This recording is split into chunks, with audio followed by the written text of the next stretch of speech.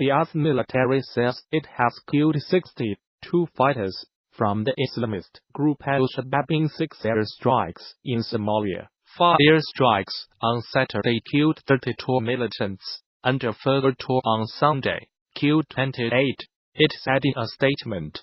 These were the deadliest air attacks in Somalia since November 2017, when the US said it had killed 100 militants.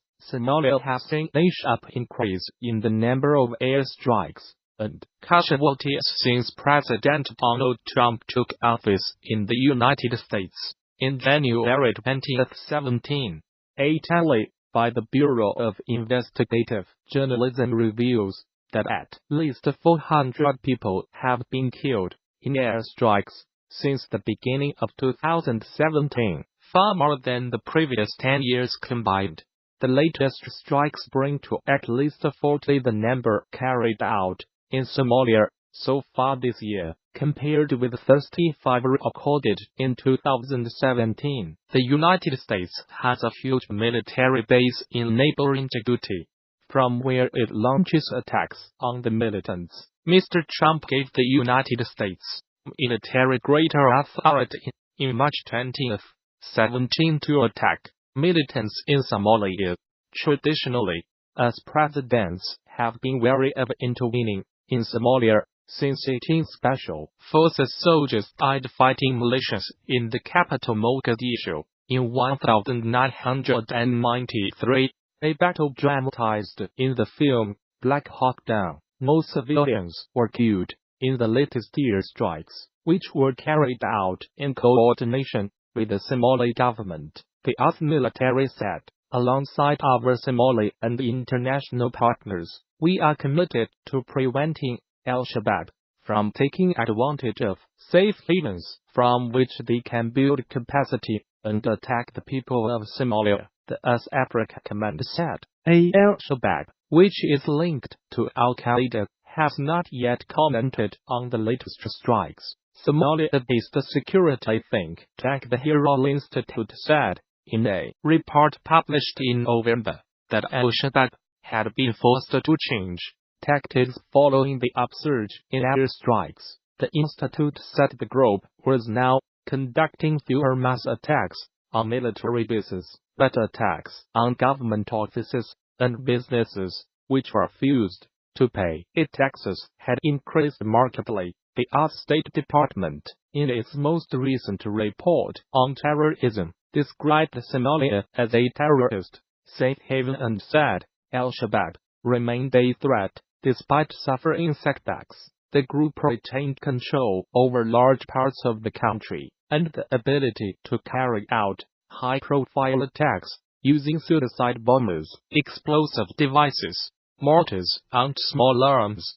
The report added, 2 Hungarian lawmakers have been thrown out of the state TV headquarters after they tried to broadcast a petition against new labor laws. A video showed one of the MPs trying to climb over a stair banister before being dragged out of the building. Several MPs camped out at the TV office overnight in protest against what they called the government's slave laws. New rules mean companies can demand up to 400 hours of overtime a year and delay payment for it for 3 years. Hungary has seen 5 days of street protests against the reforms, with about 10,000 people rallying in Budapest on Sunday. Such demonstrations are rare in Hungary, where Prime Minister Viktor Orban's policies enjoy widespread support. Despite repeated condemnation from other EU nations, the government says the labor reform will benefit workers as well as companies who need to fill a labor shortage. About a dozen opposition lawmakers spent the night at the offices of Hungary's main news channel, MTVA, trying to get a list of demands broadcast on air. We spent the night in the building closed, in the makeup room, in front of the studio. Click Twitter.com /9 End of Twitter post by @STVA and UATLYI on Monday morning. Independent MPs Mogadishu and Lagos had tried to circumvent guards and were wrestled out of the building. Ms. Shell streamed the incident live on Facebook. Since they were ejected, other opposition MPs have taken their places inside the building, and the standoff continues. The BBC's Nick Thorpe reports from Budapest. Meanwhile, anti-government protests have continued outside the office. The protests have been led by trade unionists and students. They have demanded that the new labor law be withdrawn and called for an independent judiciary, independent public media, and for Hungary to join the EU Public Prosecutor's Office. One protester, student Lakux Hayes, described the new labor law as involuntary overtime.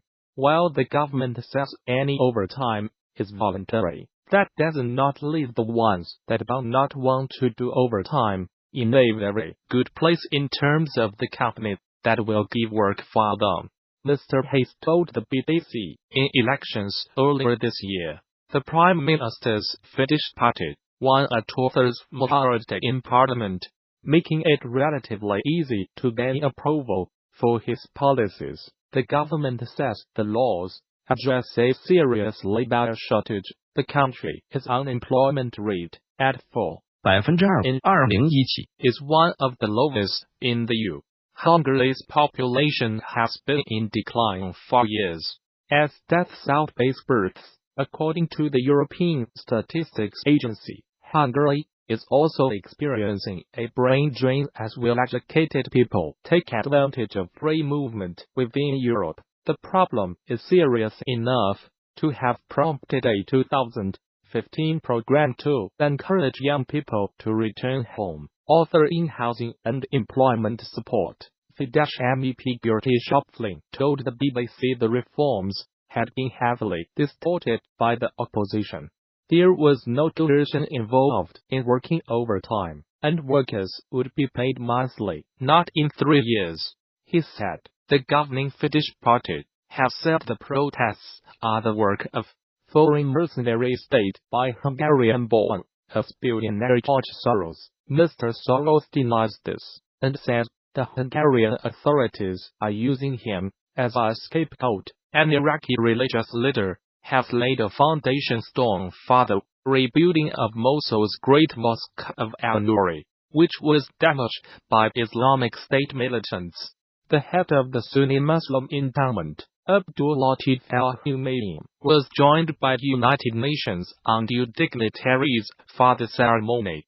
The mosque, whose leaning minaret was one of Mosul's most famous landmarks, is where its leader Abu Bakr al-Baghdadi proclaimed a caliphate. In 2014, the jihadist group blew it up last year as government forces retook the city. The battle for Mosul lasted almost 9 months, left large areas in ruins, killed thousands of civilians, and displaced more than 900 others. The Iraq representative of the UN's cultural agency, UNESCO, told those attending the ceremony on Sunday that the Great Mosque of al-Nouri's destruction had been a moment of horror and despair.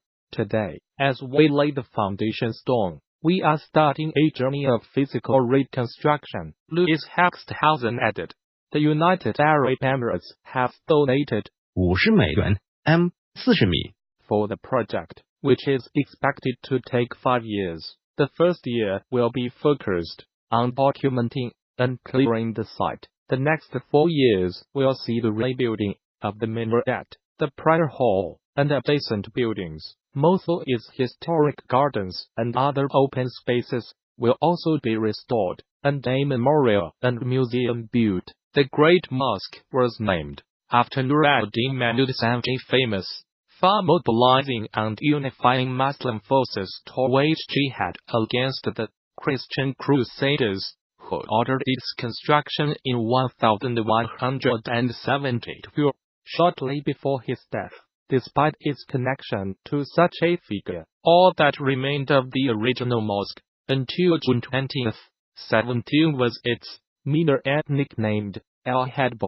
or the hump-back-some columns and the Milab, image indicating the direction of Mecca. It is not clear whether the minaret will be rebuilt, with its distinctive lean. UNESCO calculated in 2012 that it was 5米8 3英尺 of the perpendicular axis, as President Donald Trump's signature campaign pledged to build a wall along the United States-Mexico border is at stake in a major budget battle this week. A partial government shutdown is looming on Friday if Congress cannot agree funding for federal agencies. Newly empowered Democrats are refusing White House demands for $5美元币3 $9 billion towards constructing such a wall. Mr. Trump said last week he would be proud to shut down his own government if he does not secure the funding. The Republican president has been unable to loosen legislative purse strings for the project.